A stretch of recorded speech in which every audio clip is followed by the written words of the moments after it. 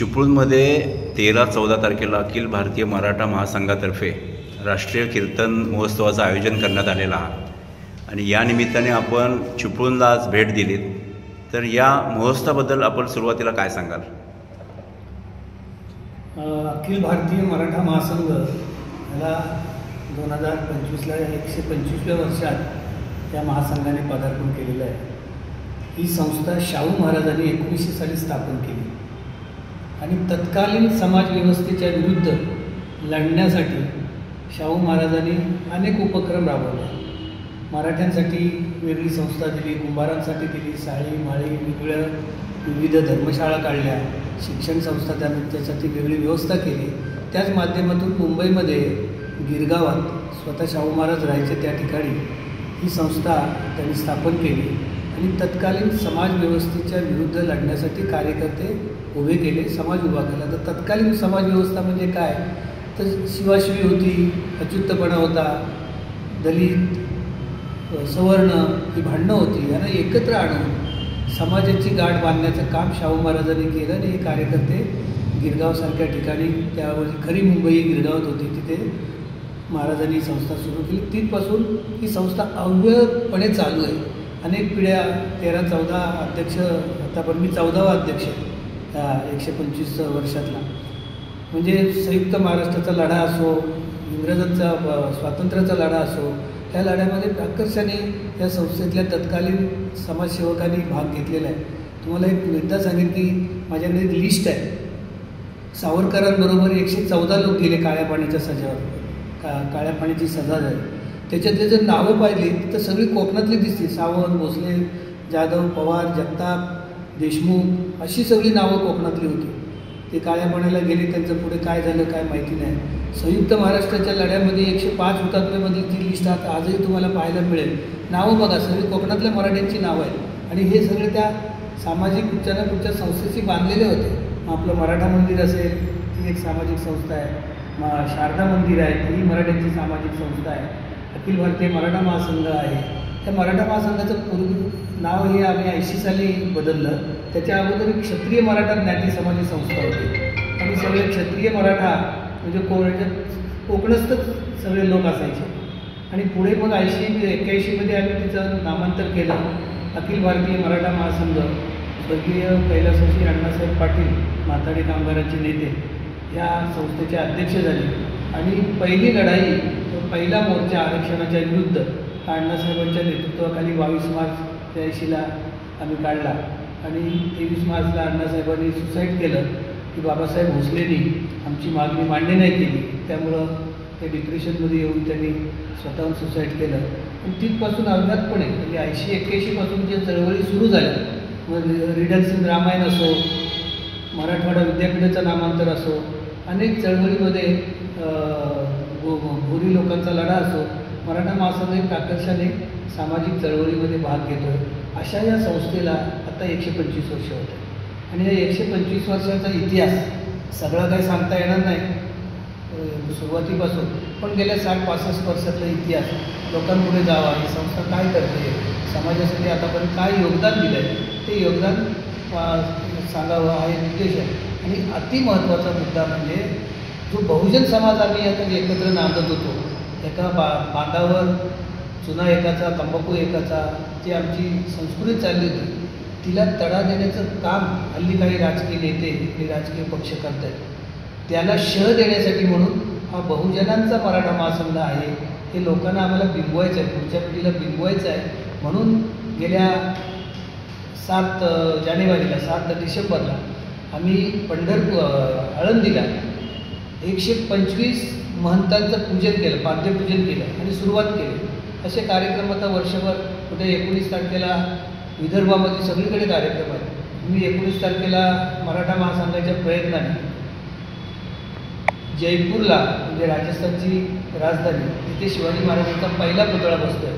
त्या पुतळ्यासाठी मी स्वतः जाणार आहे. आम्हाला तिथल्या राजपूत लोकांनी आमंत्रित केलं आहे. असा वर्षभर चालणारा कार्यक्रम आहे संपूर्ण महाराष्ट्रभर.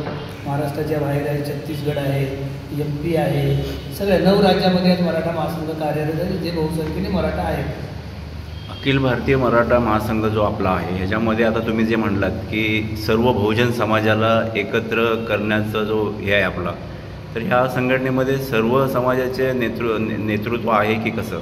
हो, आज आहेच, परंतु तो अधिक वाढवावा. तुम्हाला आश्चर्य वाटेल, रामदास साठवले आमचे मेंबर आहेत. अच्छा. धारावी ही चर्मकारांचं म्हणजे उद्योगाचा आधार आहे ना, तिथले जवळजवळ 100 त्या समाजाचे. नावं कशी आहेत, काळे, जगताप, नावात काय आपल्या महाराष्ट्रात काय सांगता येत नाही, कुणाचं नाव कधी कसं असेल ते सगळं. आमच्या जो शिवाजी महाराजांना मानतो, तो महाराष्ट्रात राहतो, तो मराठा. आपल्या माध्यमातून हाच संदेश जाणं महत्त्वाचं आहे की अखिल भारतीय मराठा महासंघ म्हटल्यानंतर लोकांना असं वाटतं की मराठाच, म्हणजे आपण जे आत्ता सांगितलं ते अतिशय चांगला संदेश आहे त्या निमित्ताने की सर्व समाजाला आपण एकत्र घेऊन जाणारी संघटना आहे. दुसरा विषय असा की आता चिपळूणमध्ये जे राष्ट्रीय कीर्तन महोत्सव होते त्याच्यामध्ये तुम्ही जे म्हटलं सकल बहुजन समाजाला घेऊन जात आहे, तर त्याच्या उपर छेद देण्याचा विषय म्हणजे मुस्लिम समाजातले जे राष्ट्रीय कीर्तनकार आहेत त्यांचं देखील या कीर्तन होत आहे. तर या कीर्तन महोत्सवाबद्दल आपली काय प्रतिक्रिया? आपण आज भेट दिलीत त्या ठिकाणी, तर आपलं काय याबद्दल म्हणणं आहे? या कीर्तन महोत्सव ठेवण्याचा उद्देश म्हणजे हरिभक्त पारायण किंवा हा जो संप्रदाय आहे कीर्तनकाराचा, हा समाज जोडणारा वर्ग आहे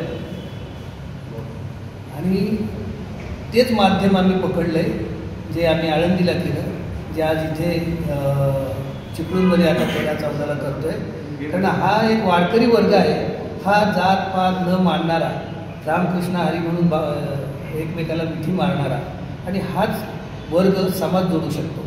आणि म्हणून आम्ही याशी कीर्तनाचा महोत्सव घेतला. हा दुसरा प्रयोग आहे.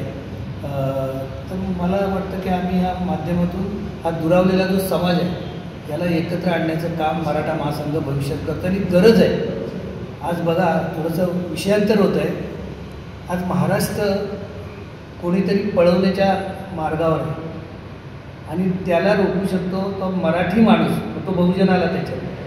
बाकीचे पोट भरायला आलेले आहेत महाराष्ट्रात, तो महाराष्ट्रात राहिला काय किंवा कुठे दुसरीकडे गेला काय त्यांना काय फरक पडत नाही, पण मराठी माणसाला फरक पडतो. मग समजा आता जर नेतृत्व शिवरायांनी नेतृत्व केलं हिंदवी स्वराज्याचं, पण त्यांच्या नावाचं कुठेही घर नाही, त्यांच्या नावाचा कुठे किल्ला नाही आहे काय, तसं आम्ही फक्त मराठा या बॅनरखाली नेतृत्व करू इच्छितो की या महाराष्ट्र इथला मराठी माणूस टिकावा, इथली पुढची पिढी तिला एक संदेश द्यावा की आपण सगळे भाऊ आहोत, एकत्र नांदणं आहे. आज OBC, SC, NT, काही नेते तर असं म्हणतात की माझा DNAच OBC आहे, इथपर्यंत मजल आहे. हे नाही महाराष्ट्राला परवडणारं. या धर्तीवरती अजून एक तुम्हाला महत्त्वाचा प्रश्न असा आहे की संपूर्ण महाराष्ट्रामध्ये आता जो चर्चेला विषय आहे की मराठा समाजाचं आरक्षण, याच्यावरती मनोज जरांगेंसारखं जे नेतृत्व तयार झालेलं आहे सर्वसामान्यातून, हे आंदोलनाचं मोठी हे चालू आहे. तर ह्या मराठा आरक्षणाबद्दल आपल्या संघटनेची काय भूमिका आहे? महत्त्वाचा विषय बोललात आपण. मराठ्यांना आरक्षणाची खरंच गरज आहे. 40-50 वर्षापूर्वी नव्हती. सगळे बाबा खोत, बाजीराव, सगळे खोत मंडळी होती, राव मंडळी होती. आज आरक्षणाची गरज आहे. जरांगेंनी जो लढा उभारला आहे त्याला आमचा अजिबात विरोध नाही, मराठा महासंघाचा. मी तिथे जाऊनही सांगितले. आज जरांगे मुंबईत आले, पाहुणचार मराठा महासंघच करतो, आमच्या कार्यालयात येणं बैठका होतात. पण हे होणं नाही. का होणं नाही?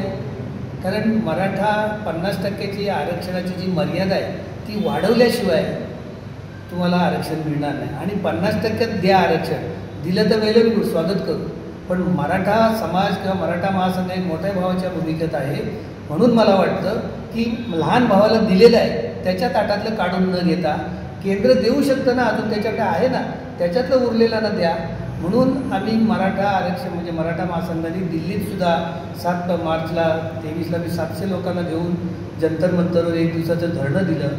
12 राजकीय पक्षाच्या लोकांना निवेदनं दिली, गृहमंत्रालयात दिलं, पंतप्रधानांना स्वतः भेटले नाही त्यांच्या कार्यालयात दिलं आणि त्यांना एक विनंती केली की 50% मर्यादा वाढवा आणि आरक्षण मराठ्यांना द्या. नुसतं मराठ्यांना नाही, जाट आहे, गुजरात आहे, राजपूत आहे, पाटीदार आहे, वडियार आहे, 9 समाज असे आहेत ज्यांचं मी त्या संघटनेमध्ये काम करतो कन्व्हेनर म्हणून. तुम्ही ओपन करा ना, सगळेच आज भांडतात आरक्षणासाठी, तुम्ही द्या त्यांना 75% मर्यादा वाढवू शकतो काय. म्हणून जरांगेंना विरोध न करता आरक्षणाची मर्यादा वाढवा आणि आम्हाला आरक्षण द्या. आणि पुढचं पण एक सांगतो, याच एका मागणीसाठी मराठा महासंघाने भाजपला पाठिंबा दिला लोकसभा आणि विधानसभेमध्ये. की आमची मागणी तिथपर्यंत न्या.